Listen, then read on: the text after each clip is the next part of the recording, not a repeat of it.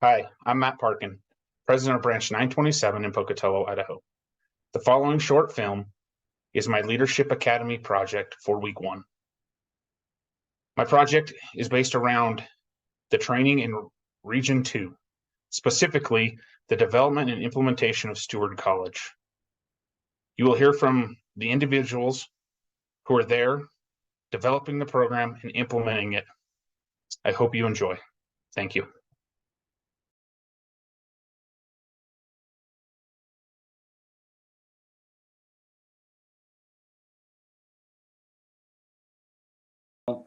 I'll start from the beginning. When I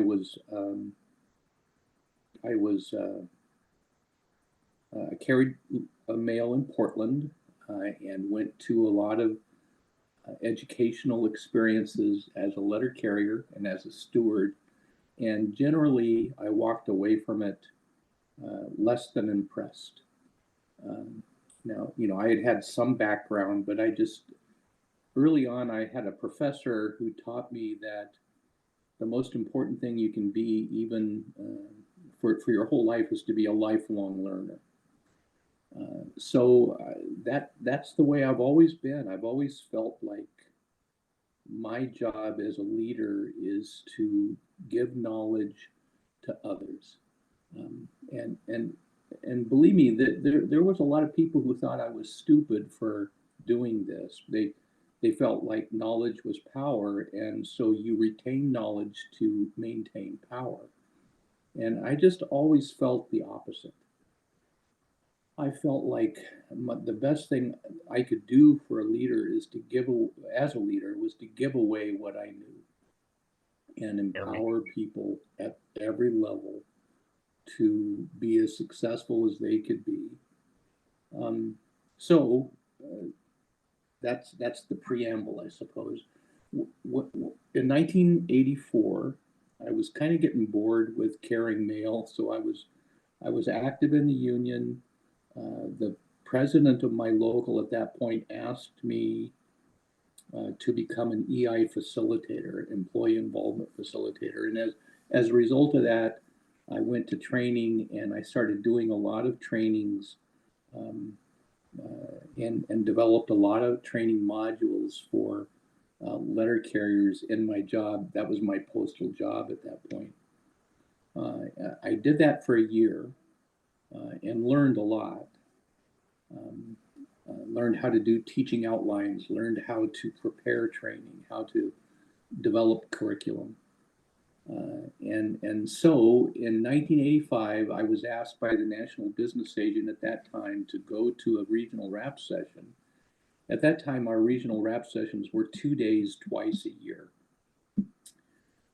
And so when I was at that regional rap session up in Anchorage, Alaska, the RAA, regional administrative assistant, had just resigned, and I was asked to be the RAA. And in large part, it was because the NBA told me, in large part, it was because of my educational skills. And because the NBA was getting a lot of criticism at the time because of his education.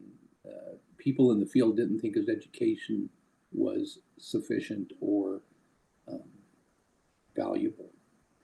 So he hired me to be the RAA, and one of my responsibilities was to develop an educational program for the region. So one of the first things I did was I said, we need to stop two-day rap sessions and go to 1 4-day regional training. And that's what we did. We started the 4-day regional trainings. And I did that for a number of reasons. I just felt like when you put letter carriers together and an intense training opportunity, they not only learn, but they bond with each other. So we started doing it once a year, 4 days, and our attendance went through the roof.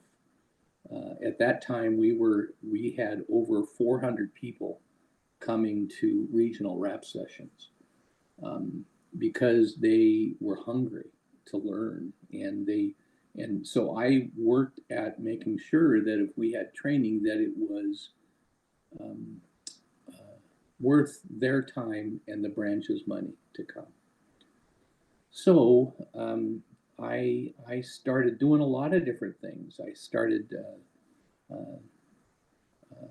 I started, well, I won't get into that yet, but at any rate, so I convinced our NBA not only to do that, but also to start bringing in local business agents to work in the regional office because that was not being done. And so one of the first people we drafted to come in was Jamie Lum.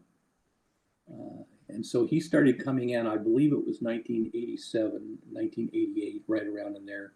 I also convinced him to do advocacy training for arbitration advocates. And so that's when we started doing arbitration training in our region.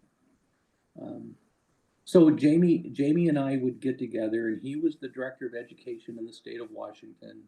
And I still remember the night he and I we sat down, we were at the Hilton in Eugene, and we said, and I just found a kindred spirit with him.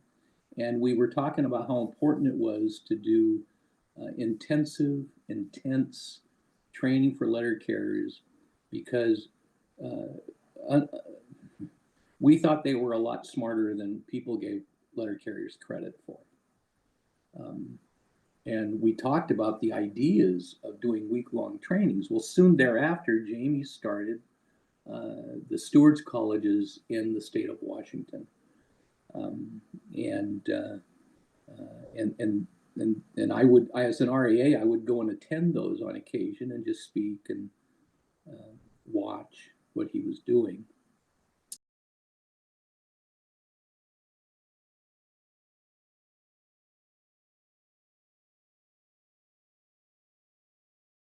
Hired as a letter carrier in Santa Barbara, California.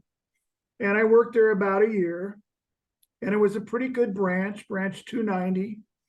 And but after a year, I wanted to move up to the Northwest so I could afford to live there because it was very expensive living in Santa Barbara. And it's on the coast and it's beach town and everybody, it's really ritzy. I mean, you couldn't get a place when we left the little tiny house we were renting, the rent was $850 a month, and that's in 1979.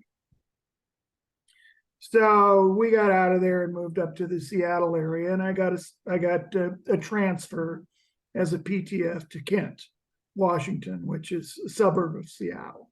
Smaller branch than Santa Barbara. Santa Barbara was maybe, I don't know, 150 to 200 carriers. I don't really know for sure.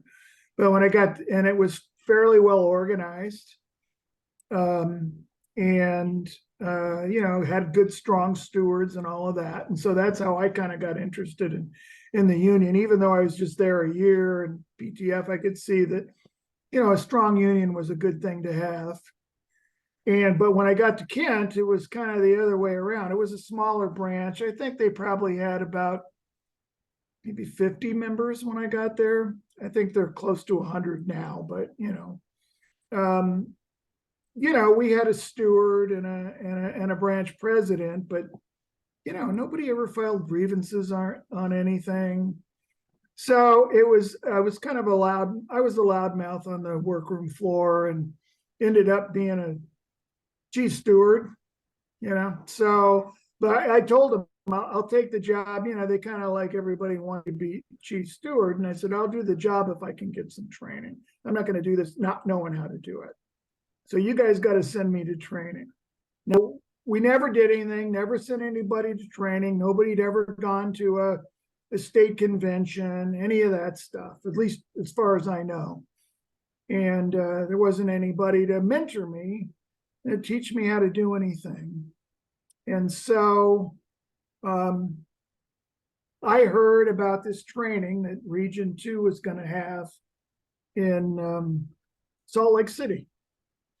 And so it was back then it was a rap session.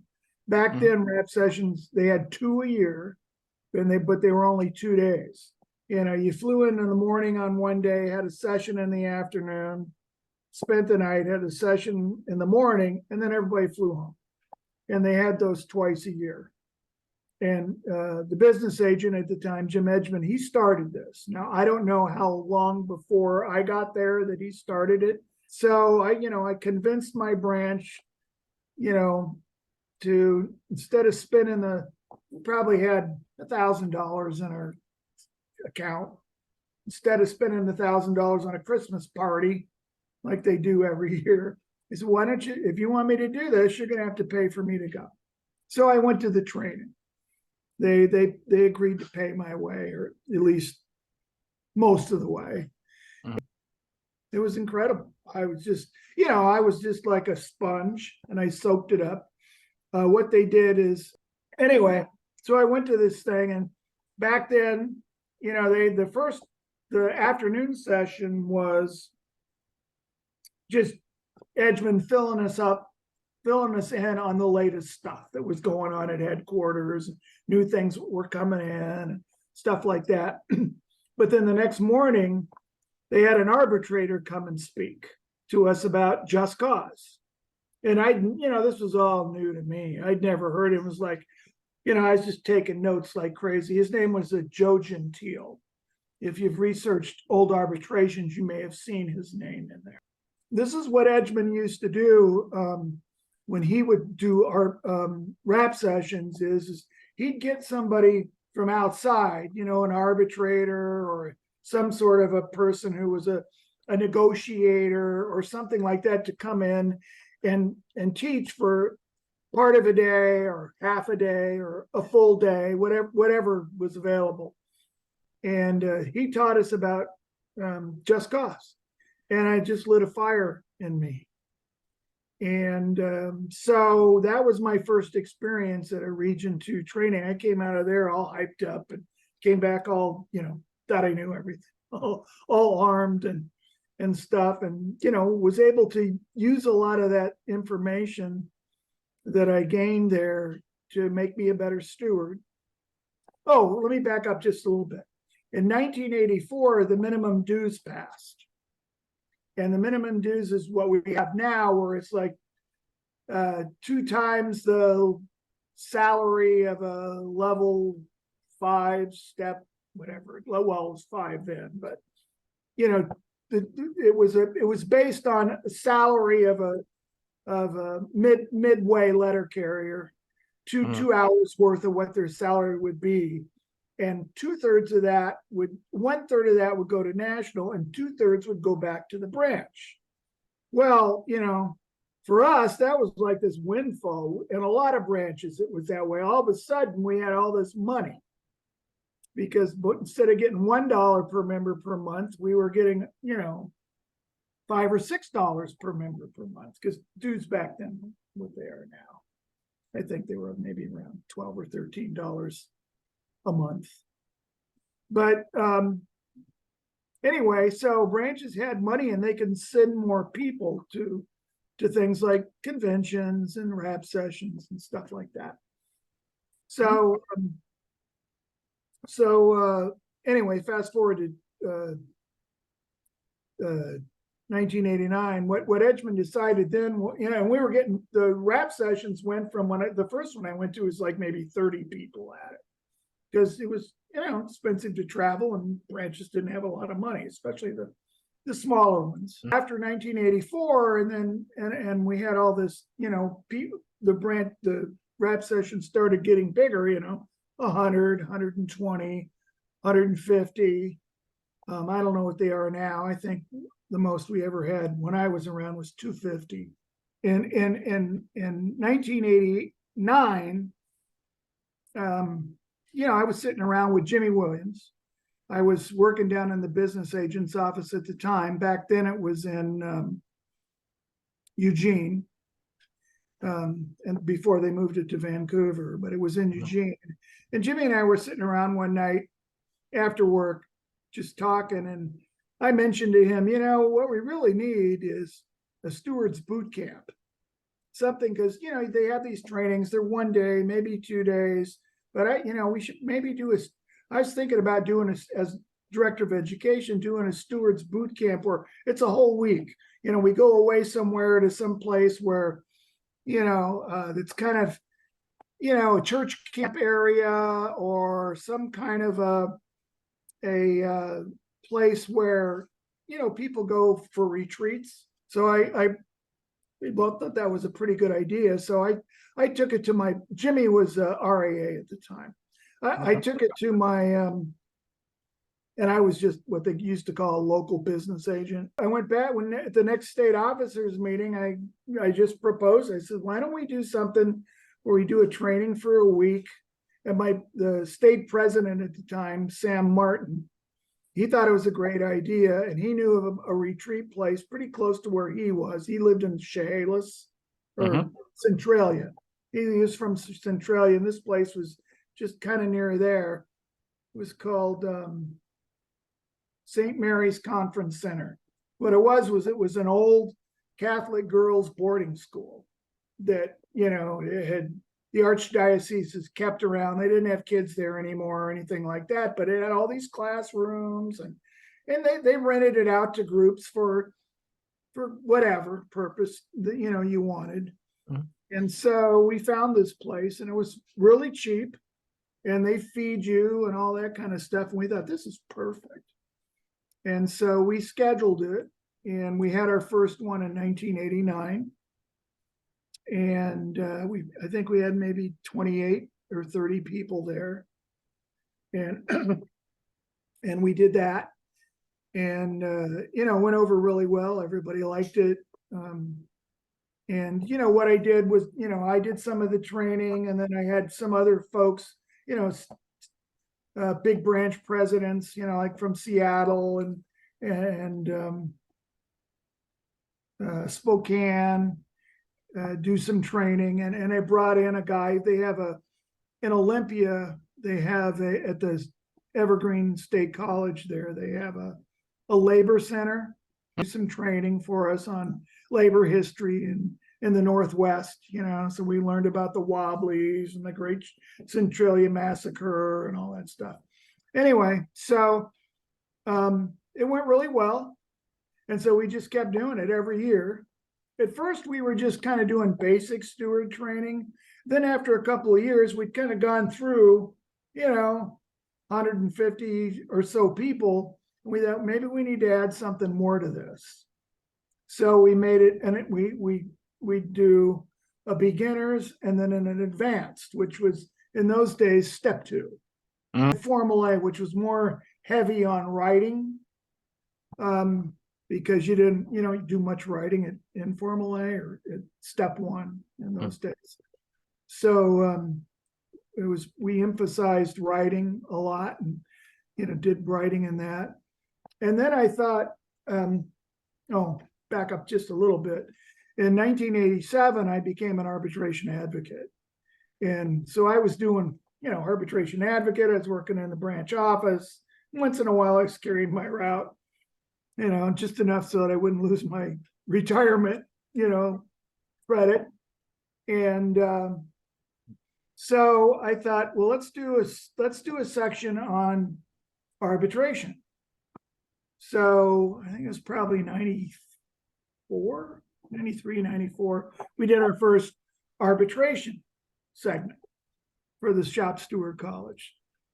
And that went over really well. I had Edgman, and Edgman was still business agent then, and Jimmy Williams was RAA. They came in and they were our mock arbitrators. And, we took them through the whole week and taught them how to, I did, taught them how to prepare an arbitration and, cross-examination and direct examination and writing opening statements and all that kind of stuff. I did these arbitrations, in front of Edgman or Williams. And, we had these mock cases that they used, and, it went really well.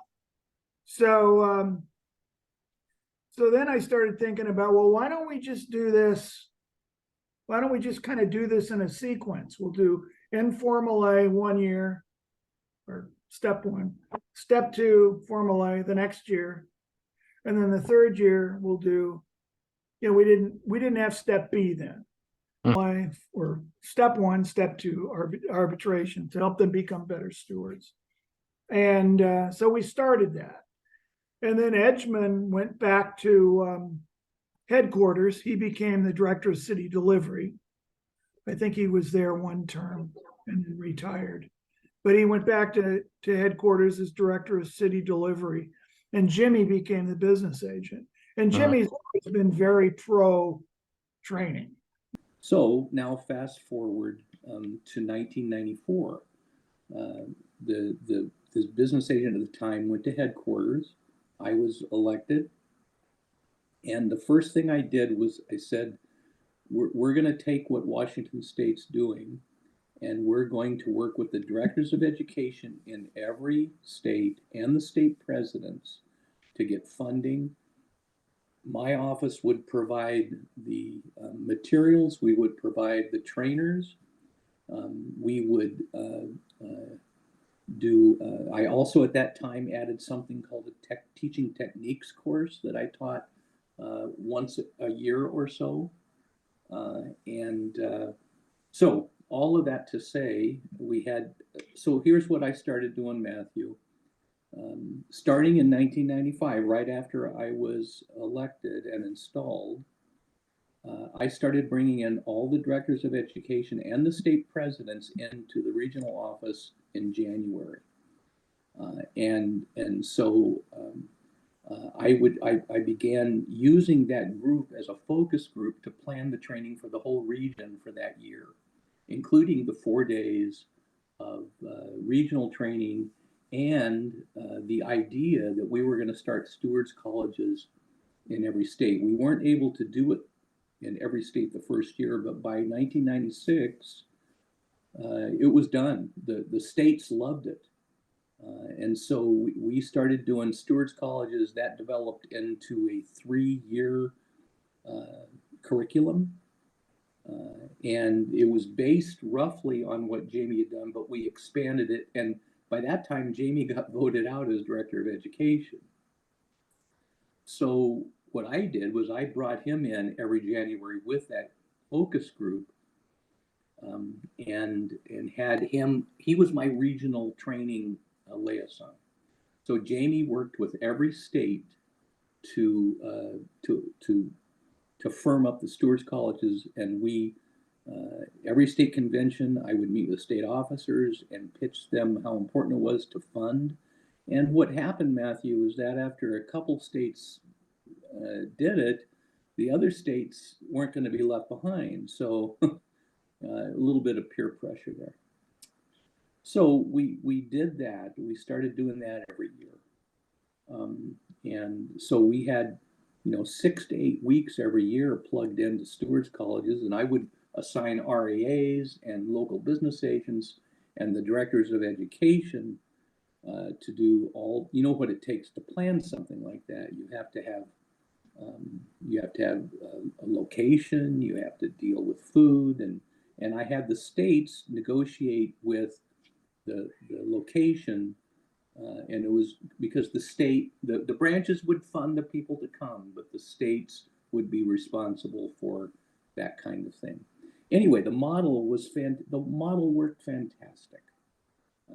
I'm so proud of what we did then, because, and I think I've heard that they're still doing them, and I'm really glad to hear that.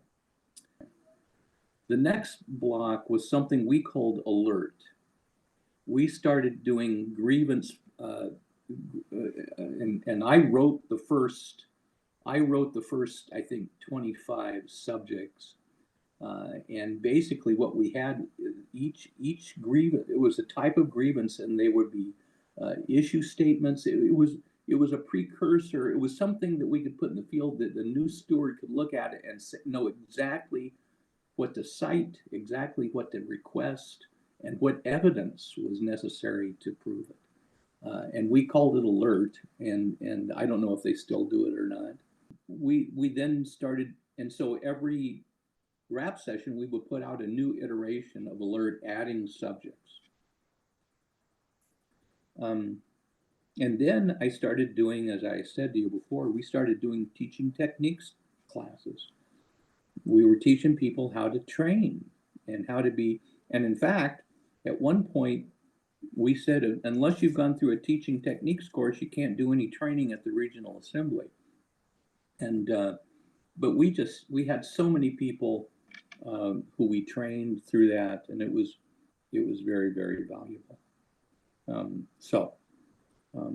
That in a nutshell is what we did at the region when I was NBA. And there may have been other things too that I can't remember. So then in 2000, what was it? 2002, I was elected as executive vice president. One of the things I did as the NALC EVP was required NBAs to start having regional trainings, which they just didn't do. At the same time, I was working at something called the dispute resolution process, and was one of the main trainers for that training at the very beginning. So all of that was on my plate as executive vice president, including negotiations and a lot of other things. But I kind of made my name in education. And frankly, if I were to say, what are the things, I don't often care. I don't care too much about legacy. But if I were to name what my legacy would be, it would be as an arbitration advocate and as an educator. And of course, all of this led up to the Leadership Academy, and everything is that whole idea of intensive training is something that I think NALC hopefully still does. I'm really glad that they're still doing the Leadership Academy. So if you look at the listings of who are leaders in our union, so many of them are the folks who have received that higher quality training, not just the Leadership Academy, but stewards colleges, all of that. And we got a lot of flack, by the way. I'll tell you, there was a lot of jealousy about Region 2. And we had, I'll just give you a perfect example. Those grievance starters. I remember when it came out, everybody announced it like it was some great deal. We've been doing it for 15 years in through our alert process. But I'm glad they do it. I'm really pleased that they rolled it out nationwide. But it just goes to show, and again, my pride's going to show here. I'm very proud of Region 2. I'm very proud of what we did, and it wasn't just me. It was guys like Jamie and Ron and many others who just developed this love for education, and then were willing to pay the price to develop those skills. And so I'm very proud of that. Again, I felt very fortunate that I had people like Jamie who had the same vision I did, but I was positioned in such a way that I was able to take what I loved and what I cared about, what Jamie and Ron and all kinds of others cared about, and just do something I thought that was very helpful to letter carriers. And that's what it was always about. It was never about, getting a pat on the back. It was, I don't want to say it was selfless, but it was definitely, we were always cognizant of the fact that we were working for the members. And because I would look back, Matt, and I go, there's got to be better training than what I'm going to.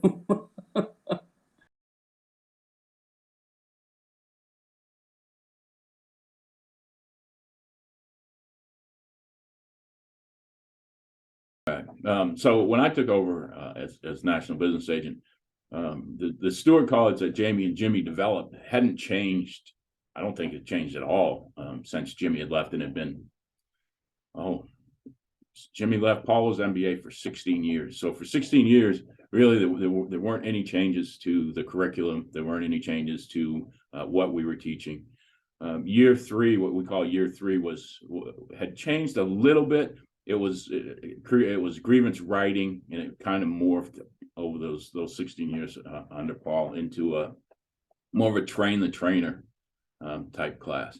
And it ended up, actually, the name ended up changing to train the trainer. But the year three was always, since I've been around, was always a mix between grievance writing and train the trainer. So when I took over, it was pretty much it needed an overhaul.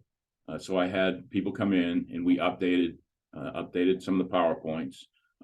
We updated all the PowerPoints. And the first, we were looking and talking about making some changes. The year three, which trained the trainer, and the year four, which was arbitration advocacy, had kind of, the patterns had shown over the years that the attendance at the year one, which is from incident date through the appeal at informal A, in year two, which is, starting at the appeal to formal A to the appeal to step B, those were really well attended. People put lots and lots of work into those. Year three, train the trainer, we saw the attendance drop off. We saw the work drop off. The people didn't put as much effort and energy into that as they did the grievance processing ones. So started talking about, we need to make changes to year three. What should we do? And then the pattern also started to develop that people during the arbitration advocacy class, the attendance dropped off. And then it got to the same with year three is when I went through it under Jimmy and Jamie, I went through arbitration advocacy. Jimmy Williams was still the business agent, and Jamie was the instructor. People were up 2 or 3 o'clock in the morning preparing their cases, getting ready. People wore, they wore suits into the training, and it was the whole deal, right? It was like a real arbitration. We decided to make the change to year three from the grievance writing that morphed into train the trainer. In Washington State, when I was a state officer in Washington State, we tried, because Washington State used to have their own Stewart College, and I think that's where this whole thing started at with when Jamie Lum was a DOE. Washington State, when I was a state officer, we developed a curriculum for a Stewart College that was called Deconstructing Discipline.